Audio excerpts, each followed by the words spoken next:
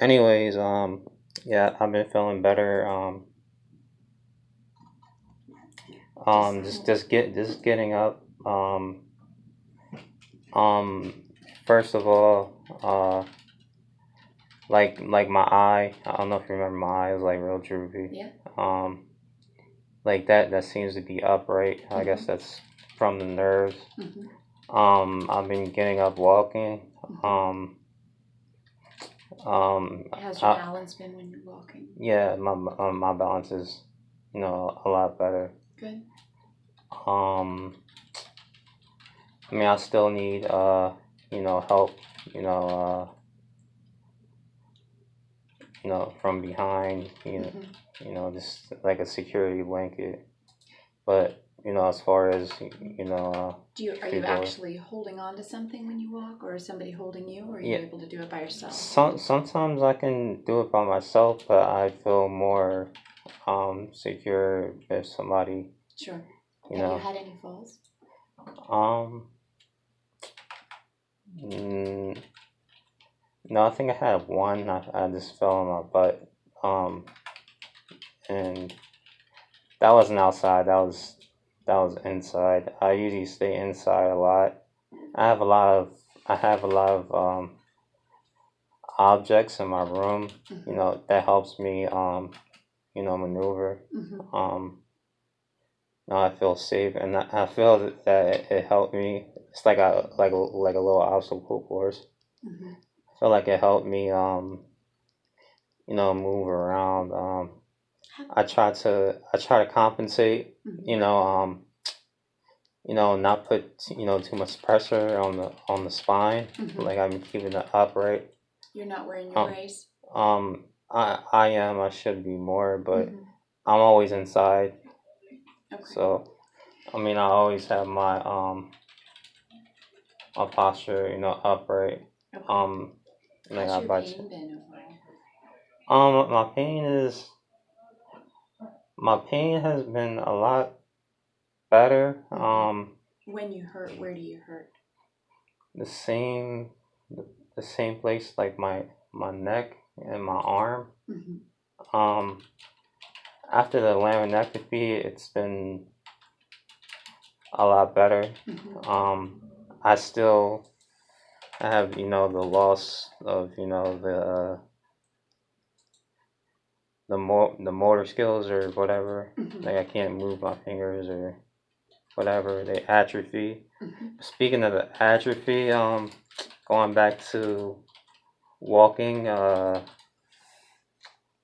like I try to not put too much pressure on the spine. I try to use my legs more. Mm-hmm. And that seems to be working. Having good posture, using my legs, but that's also a little harder because they kind of atrophy because you know uh, I haven't been using them as much. Mm-hmm. My calves usually like drive me.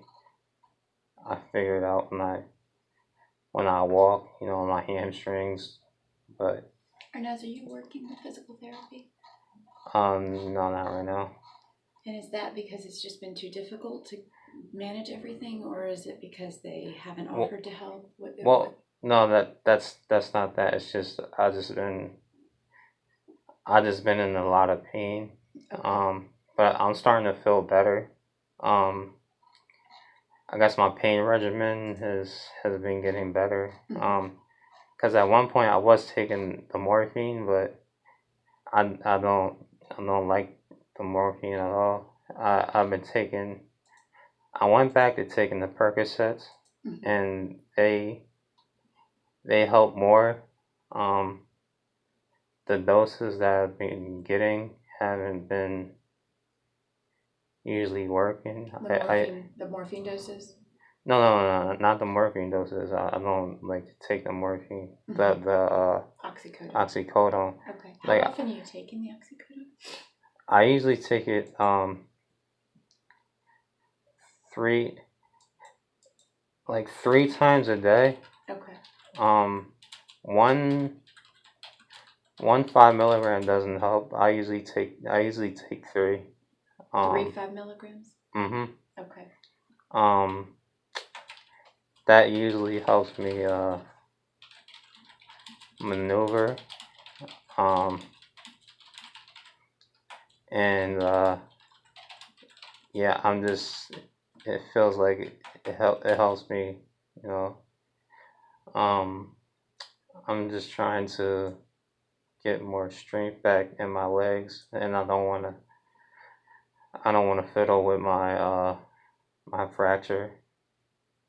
Um, that's pretty much it. I try to stay away from my spine as much as possible, Okay. if that makes sense. No, it does make sense. My sense is that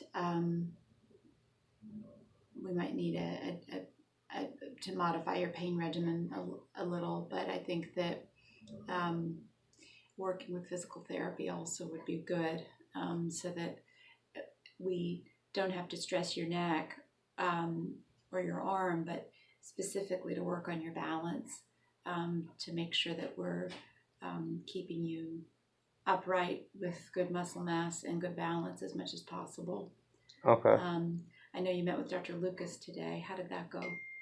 Um, yeah, that went well. We pretty much talked about the same things. Um, but as far as equilibrium, I've always been kind of clumsy, I guess, if you want to say that.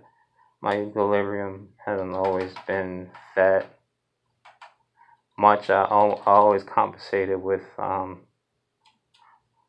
strength, but I mean, I guess equilibrium and strength go hand in hand. They do. They do. Okay. Well, I'll touch base with Dr. Lucas regarding the spinal plan. He mentions, of course, that your spine, because of um, the cancer involvement, is not stable. And Mhm. so when we met first in the hospital, it was in the setting that the cancer was very active, was growing considerably, and even though your spine wasn't stable and you were having a lot of symptoms, that it wasn't the first priority to stabilize the spine. Okay. We did one round of chemotherapy. We saw a minor response. Mhm. We've done the second round of chemotherapy, and you've had a continued minor response. So there is Okay. improvement from the end of April to the beginning of June on your scans. It's mild on us. If I look at this and I wasn't aware of what your cancer looked like before, I would still be saying that the cancer is very extensive and very aggressive.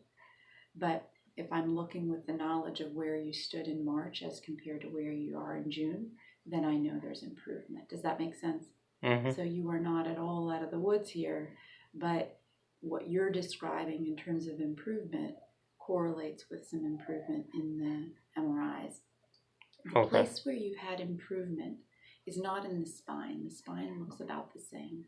It's Okay. more so in the brain. And Okay. so that's why you are seeing a little improvement in your energy level, in your eye function on the left, in your balance, in your mobility. Okay. So it's two sides to the same coin.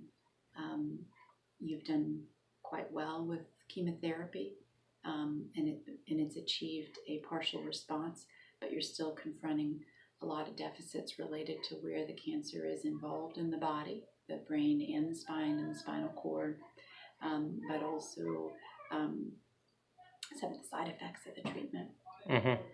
So, in seeing this, I will coordinate things with Dr. Lucas regarding when he feels it would be optimal to work on stabilizing your spine.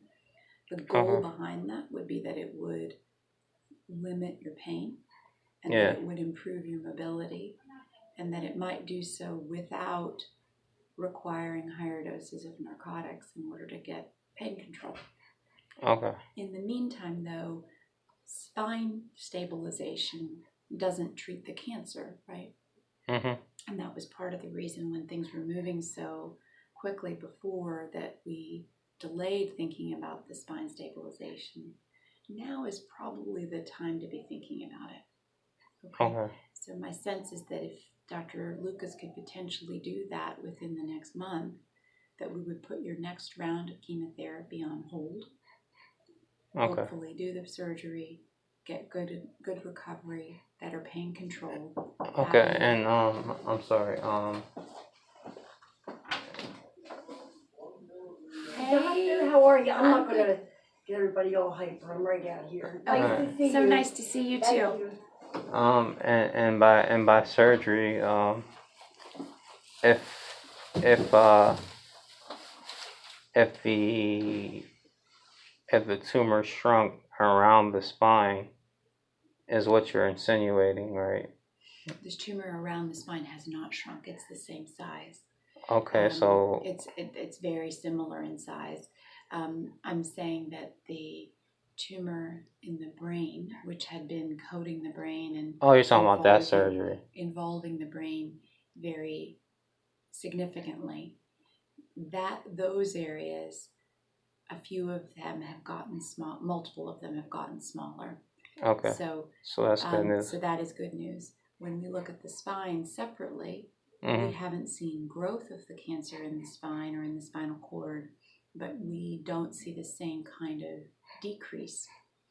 Mm-hmm. The issue is that we know that we're not going to be able to achieve cure or not, and we know that this cancer is giving you a lot of symptoms and a lot of burden in terms of impairment of your function. And so function has ability to walk, ability to move your left arm, and pain. So if we were worried 3 months ago that you might lose life imminently because of how seriously the cancer was growing, then that was the rationale behind trying to consider whether pursuing aggressive chemotherapy could make a difference and whether you could tolerate it.